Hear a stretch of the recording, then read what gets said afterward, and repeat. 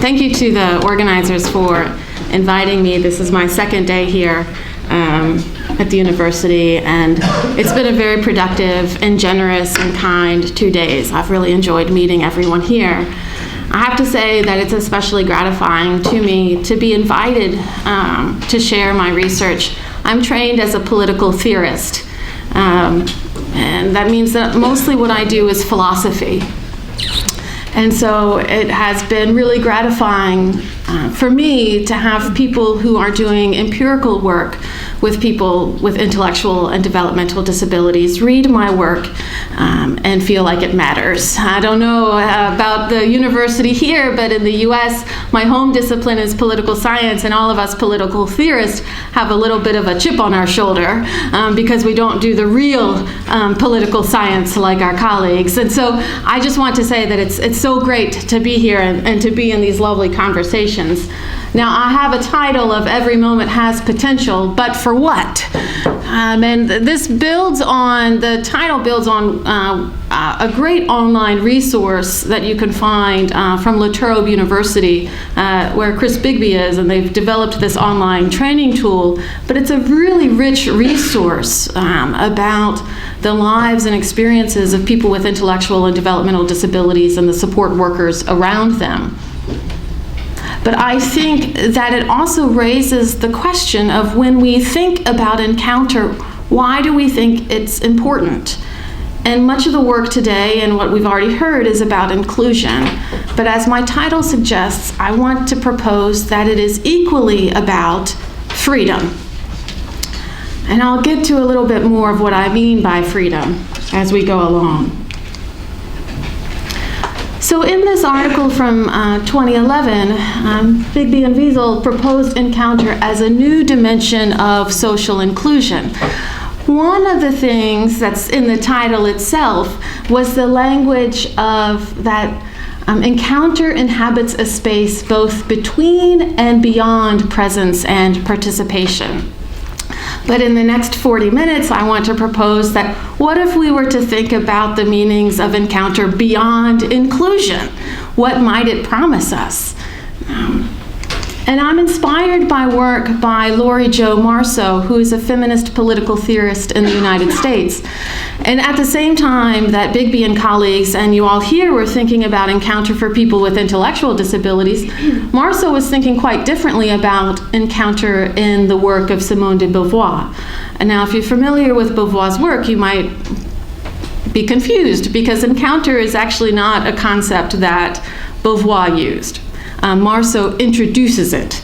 She says that Beauvoir is a theorist of encounter, although she never talked about encounter. She really did. So it's equally about Marceau as it is about Beauvoir. But one of the things that Marceau says is that for Beauvoir, to encounter others is not only a fact of existence, it is the only way to produce and experience freedom. So that was really my inspiration for this talk, and it's very much a working progress of ideas. So that's kind of the promise of where we're headed, but let me tell you a little bit more detail. I'd like to first situate where I'm thinking about now in terms of how I've thought about social inclusion, because it gives you a little bit of background about what I've been thinking and where I'm headed along with this work. Chris has already given us a great explanation of encounter in the field of intellectual disability, so this part will probably go quite quickly, hopefully. And then I want to dig a bit deeper into Marceau's conceptualization of encounter. As you'll see here, there are some key terms that are not necessarily in our literature around intellectual disability. So the key concepts related to encounter for Marceau include freedom, ambiguity, situation, and violence. And I'll unpack what each of those means. Interesting, Marceau also offers us a typology of encounter, but it's much different. It's not about the quality of the encounter, but it's who we're having the encounter with. Because for Marceau, we're always in encounter with someone, and it's enemies, allies, or friends. And hopefully we can think about whether or not that typology is helpful to our terrain. And then I hope to end by thinking about why thinking about freedom is particularly important for people with intellectual and developmental disabilities whose behavior is also challenging. So just a little bit of the background and a little bit about what work I've done before. So I am a political theorist, and in 2013 I began a postdoctoral fellowship at Michigan State University and the National University of Ireland in Galway. And if you're an interdisciplinary researcher, my experience might resonate with yours. The first 4 or 5 months, our task was to propose a new research agenda. But I had colleagues from rehabilitation counseling and colleagues from psychology, and I was from political theory and disability studies, and we couldn't really figure out what we were talking about. We would just trade jargon, and we didn't know what we had in common. But social inclusion was the concept that we shared. Inclusion resonates with the field of intellectual disability, but it has deep resonance with democratic theory. And so my supervisors suggested that I first complete a literature review. And so this is one of the graphs that you'd find from that article. And as I was reading the literature on social inclusion, I kind of arranged it in this way as I was thinking about it conceptually. That first column is, what is it? Right? And you can see just by the bubbles, you can't necessarily read the words within, but those are all different definitions that the field of intellectual disability has offered about social inclusion.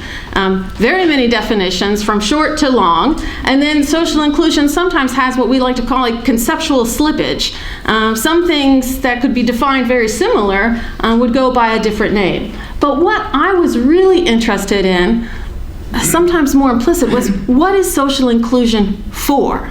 What does it do? Or what does it promise? And I thought it was interesting that oftentimes it seems to promise us happiness, well-being, a sense of belonging, a feeling of being respected, performing a valuable social role in the community. And I was really intrigued by this because I'm a political theorist, and this seemed like not just any theory of inclusion, but a very particular theory of inclusion that in political theory we talked quite a bit about. And this was a vision of inclusion that emerges from communitarian democracy. So when I went to graduate school, there was a robust debate about how do we think about the individual, how do we think about that individual within society. And oftentimes the debate was between a liberal theory of the self that emphasized autonomy, individualism, and often conceived of the background society as imposing or impinging on the individual.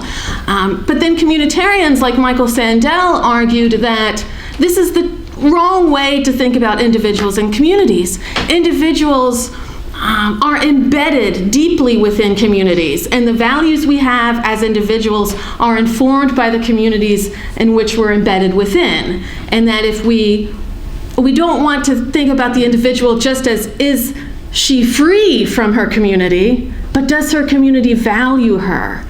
And that had a profound effect in political theory, and it was hotly debated. And then feminists were like, stop, right? Stop talking about communities as if they're these wonderful, enjoyable, liberating places, right? They're also hotbeds of oppression and inequality, and the values that they are imbibing their members with are creating privilege for some and marginalization for others. And that's not the only, we don't have to choose between liberalism or communitarianism. And feminist theorists like Chantal Mouffe proposed a theory of radical democracy. And I think the field of intellectual disability should pay attention, right? There's some good ideas here. Mouffe talks about a few things that I think may not be entirely missing, but I think we could amplify in our field. The first is about power.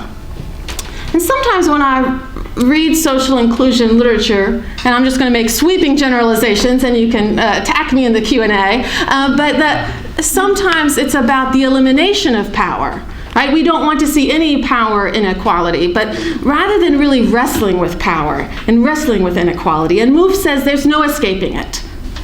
Any kind of situation is going to be impacted by power. So democracy is not the absence of conflict, but is open contestation, right?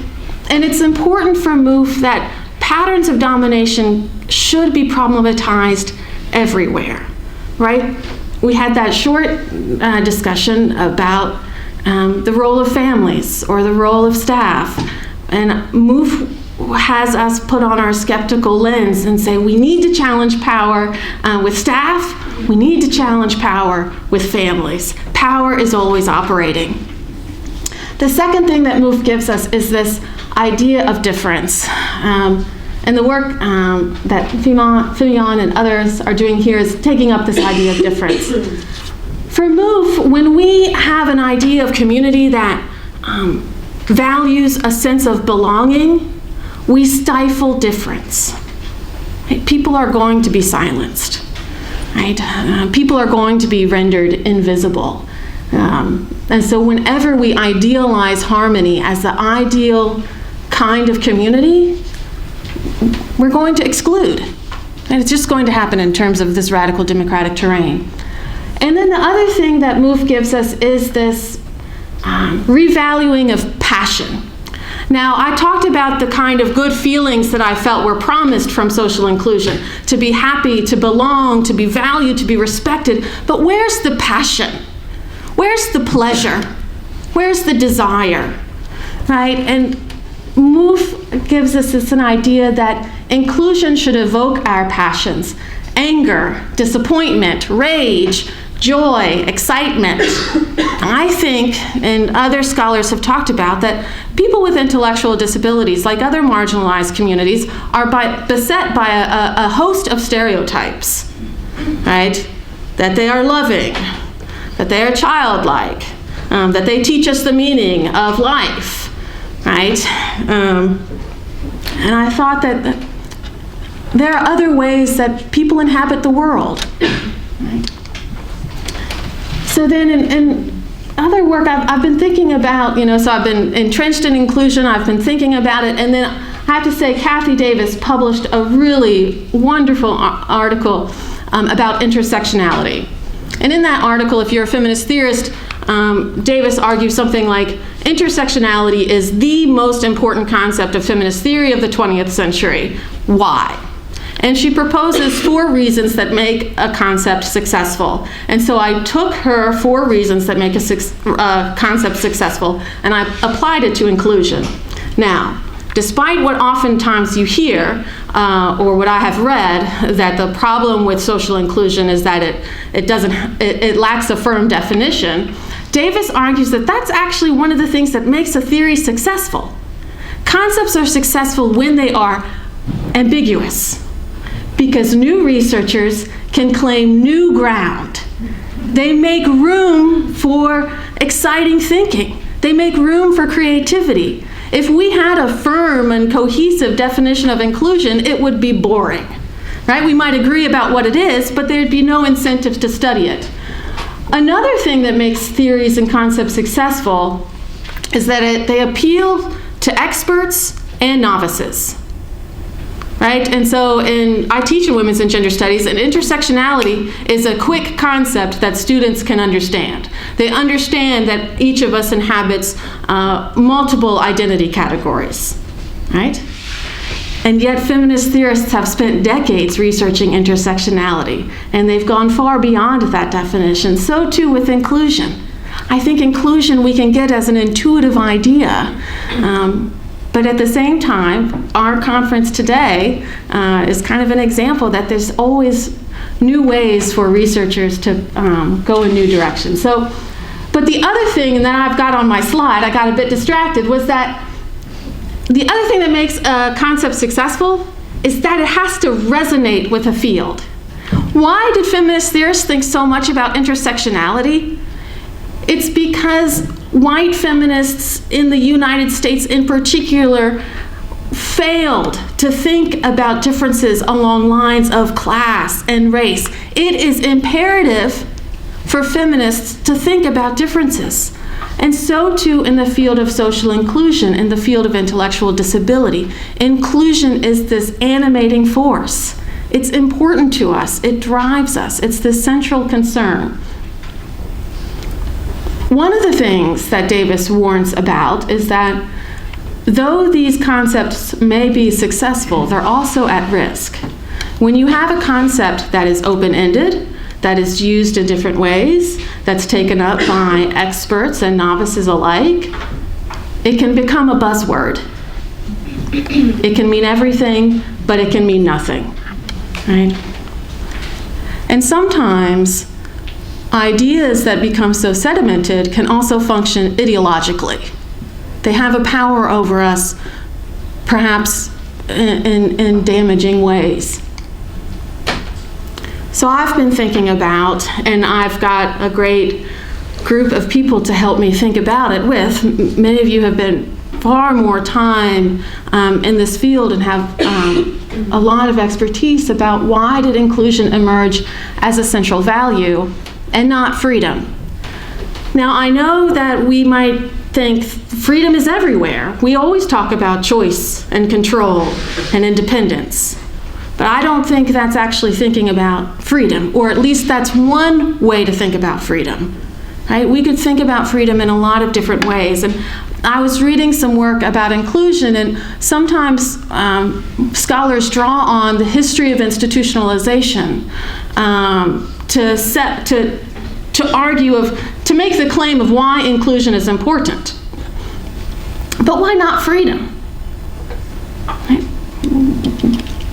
And I think this because I have another hat, and I am a sibling, although I'll warn you that I'm limited in my expertise because I have one sibling with a disability, so my experience is limited.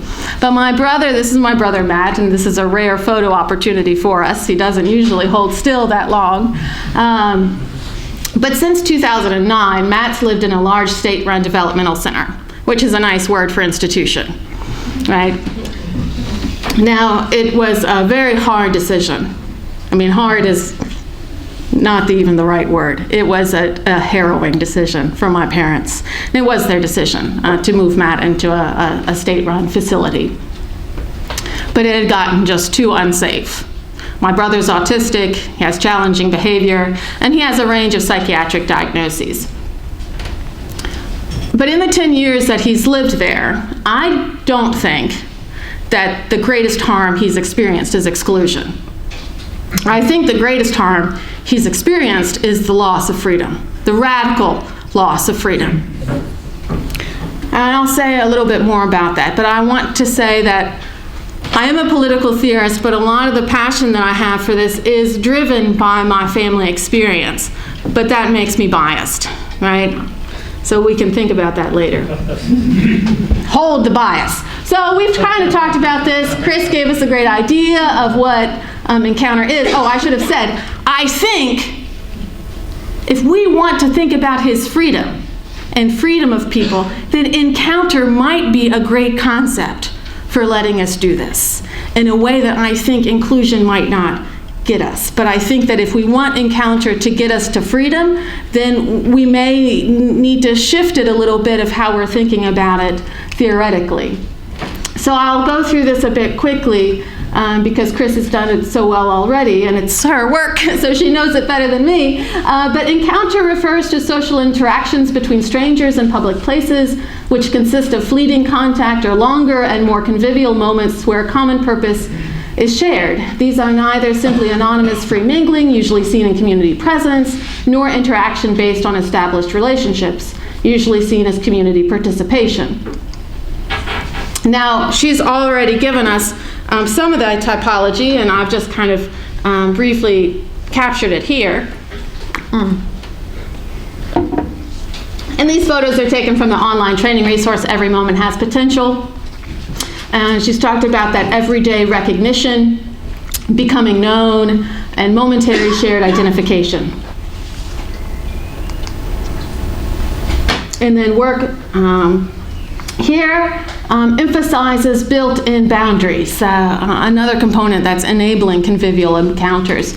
And here is relatively easy for people to engage in contact with people who are different when the rules of the situation are clear and when they do not need to negotiate boundaries because the boundaries are provided.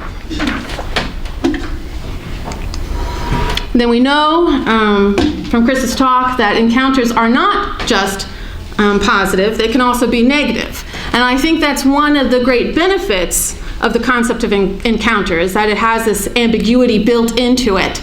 I've taken some of these photos out of context. I just wanted them to illustrate my scenes. They're not really illustrating the scenes, but exclusionary and a distinct social space and non-encounters.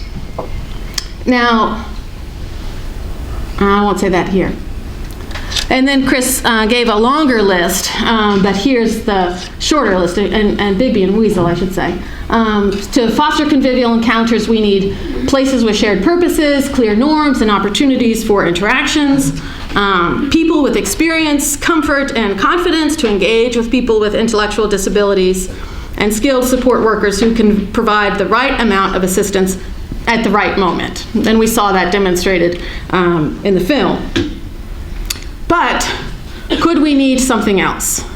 And I think we might think about how in the earlier presentation, I think, and we can disagree, but I think in all of these encounters, when they're positive, are always moving us towards other people. They're always moving us towards positive relationships when we theorize them positively, right? And there's another feminist theorist, Davina Cooper, and sometimes she talks about a gravitational pull, right? A gravitational pull of concepts. And encounter, we can already see, has a gravitational pull to idealize some kinds of relationships and some kinds of encounters. So I think perhaps the concept of freedom might make a bit of a difference. So let me go back to Marceau. And here's the longer quote. For Beauvoir, to encounter others is not only a fact of existence, it is also the only way to produce and experience freedom. Being with others is a foundational quality of freedom. Ambiguity, contingency, situation, and non-sovereignty characterize encounters, and each produces, diminishes, or destroys freedom. So I've bolded some of the terms I'm going to walk us through.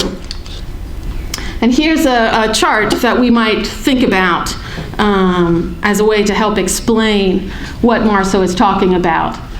Now, in these first two circles, ambiguity and situation, these are the conditions that are always operating. By ambiguity, she means that life is marked by vulnerability. So all of us are vulnerable, right? And that vulnerability means that we always operate in a terrain of ambiguity, right? What's someone going to say? How are they going to react? What will I say? What will I stumble on? But some people are rendered more vulnerable than others because of inequality. And that's where the situation comes in. So she's not thinking about freedom outside of a context. Our agency and our ability to act is always embedded in the situation. The situation captures how life is structured by embodiment, consciousness, inequality, and oppression, right? So here we are. We're embedded in a situation that's marked by these things. We are ambiguous and vulnerable selves. When we come together, it may lead to an encounter. And she means by the encounter that our lives are always entangled with others.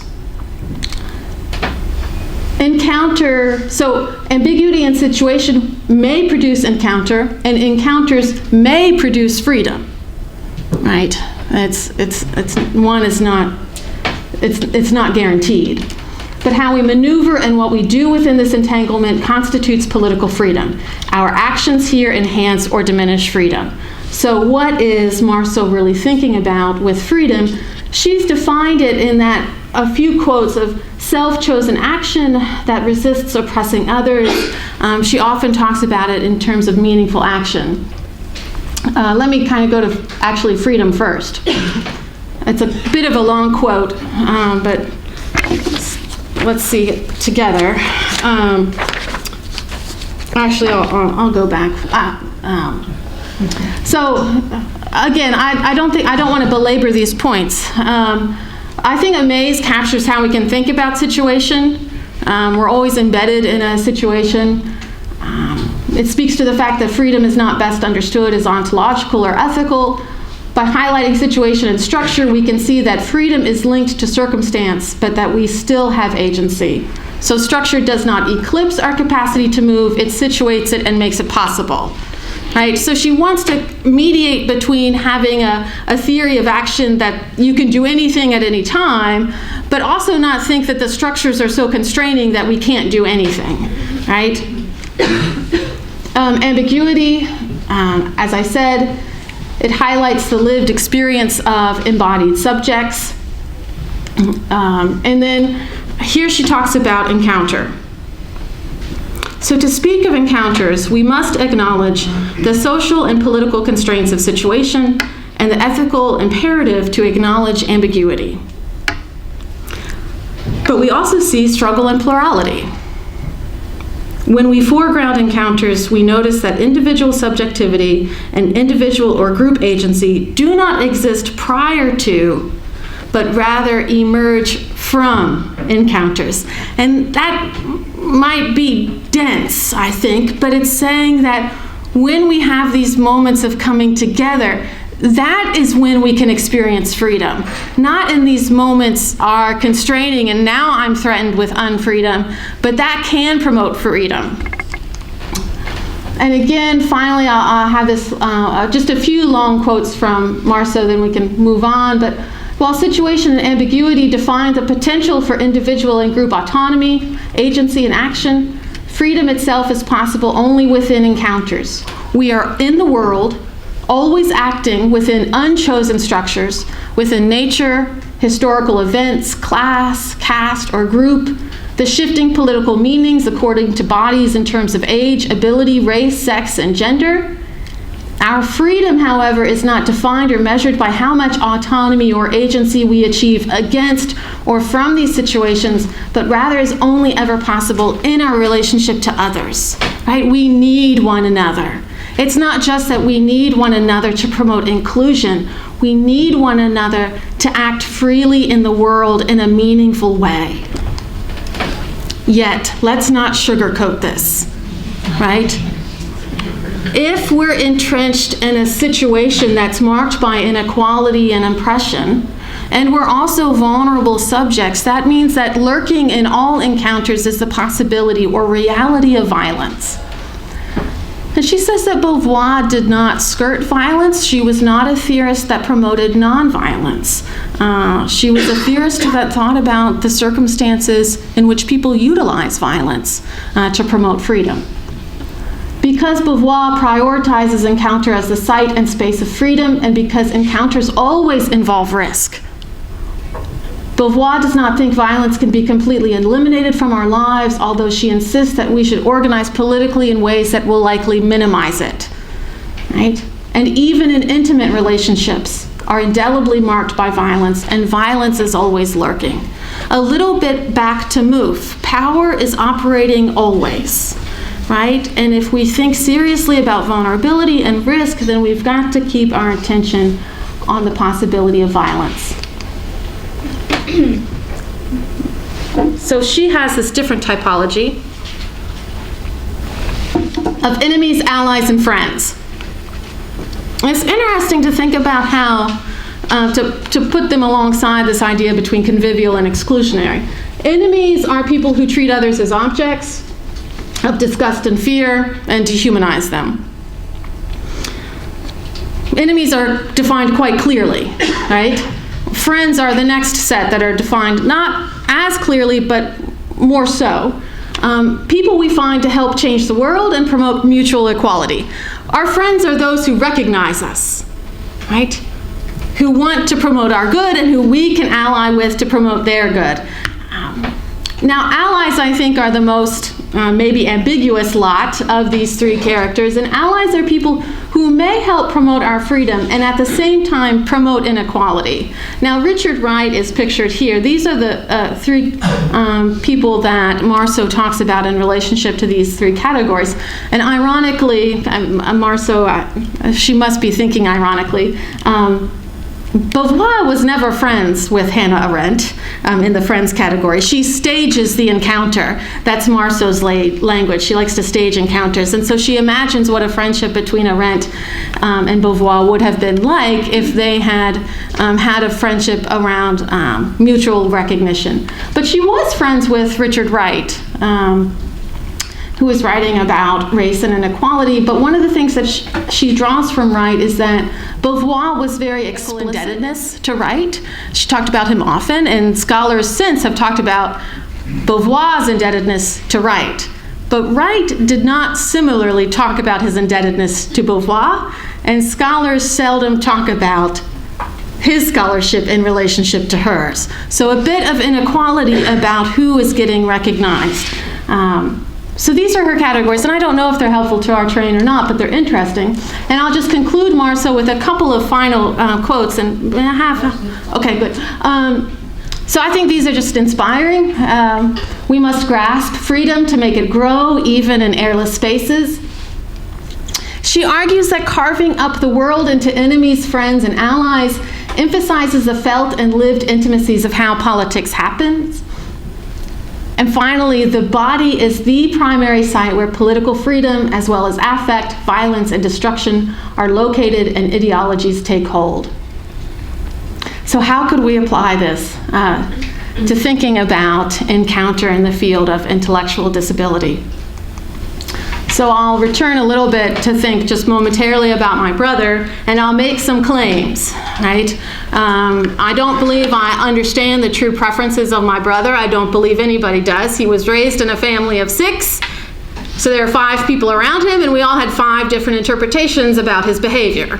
I mean, it was classic in my family, right? If Matt was having a hard time, oh my gosh, this is getting recorded, but I'm sorry, Mom and Dad. But, my dad would, say something like he just wasn't feeling well. My mom really believed in the phases of the moon for describing his behavior. She's like, oh, it's a full moon again. Like, I was always blaming my parents. I'm like, it's your fault he's having behaviors that challenge.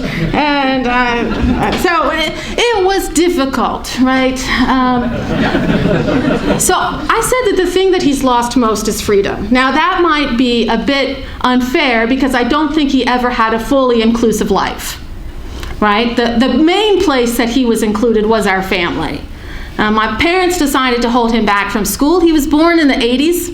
My parents were taught that autism was caused by frigid mothers, right? When my mom went to special education, she still could remember that from special education. No one knew what autism was in my home community. They thought I was mispronouncing the word artistic. And so my parents decided to keep him back from school. And so he went late, and then the people that he had the most meaningful relationships were usually, he always had an individual support staff go to school with him. But I don't remember him ever having a friend. He doesn't use any language. He lost the words that he had when he was about 2. And he had some really, really terrible experiences at school. Right? He had a teacher that we did not know was doing things to him during the day to see what would trigger a challenging behavior. And it took us about a year to figure that out. And finally he got kicked out of his school because he took off all of his clothes and he ran down the hallway, which might have been funny when he was 6, but it was definitely different when he was 16. And so the school said, we've kept him here longer than was age appropriate, you need to move him along. And my parents said, no thanks, we'll keep him home. So I can't say that he's lost a lot of inclusive settings because he never really had them, right? But what he did have at home more so was freedom. He had the freedom to move, right? He had the freedom to engage in the things that pleased him. And the kind of place he lives now, as Chris said, it's a group setting. So his movements are always conditioned on the movements of the people with him. And he got kicked out of the sheltered workshop, right, for challenging behavior. And so maintaining his inclusion in different spaces has definitely been challenging. Maintaining relationships has been challenging. But I think that it might be a non-ideal goal, but I think that even if it might be difficult to establish friendships with him, it is, I think, maybe slightly easier to promote his freedom. But he needs relationships to act freely and meaningfully in the world. And I'll talk a little bit about that. 10 minutes. Woo! All right, let's speed it up. So why go beyond inclusion? If you Google inclusion, these are the images you're going to get. Right? Happy people, happily going about the day. And I just think, yeah, I've had some happy moments with my brother, but they've never looked like this, right? Inclusion is so saturated by the promise of happiness, the promise that we're all happy together in the same way. And I have to say that I think that behaviors that challenge this model of inclusion. And Sarah Ahmed is a great feminist theorist, and she argues that when we make inclusive spaces about happiness, the people that are marginalized by it are not the privileged who have made up the norms. The people who are marginalized are those that are blamed for promoting unhappiness, right? And these are just a list of challenging behaviors. I was raised alongside my brother. I'm a few years older, but I didn't really have the language of challenging behavior till I went to graduate school. I didn't even know that some of these were behaviors that challenge, because for me, it didn't seem that wandering away or regurgitation were that problematic in comparison to the self-injurious behaviors, right? But these are some of the things that our relationships have been marked by. I want to keep the language of encounter because it's ambiguous. And every time I encounter my brother, it's going to be ambiguous. I don't know what it has in store for us. Right? I'm open-minded. I'm hopeful it will have moments of pleasure and joy, but I can't hinge my relationship to that, right? I think that we need to keep the language and the scholarship of encounter open, right? That ambiguity always hinges to it. I think it's more meaningful because it better captures our reality. And some of our most inclusive times, when times that it's meaningful for us to be together, are often times of sharing sorrow, right? Or being in conflict with one another. It's still meaningful for me to be in relationship with him, even if we're not happy. And understanding the situation, I think, might be helpful language when we think about promoting encounters.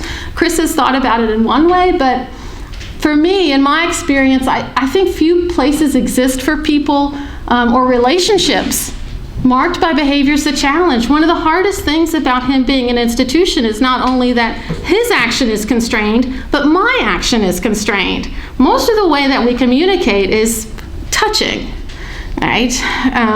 Feeling, touching each other, tickling each other, playfully biting each other. That violates some norms, right, in public places. So few situations exist that promote this, and that's one of the ways that our freedom has been really constrained, of not having a private place to communicate in a way that feels comfortable.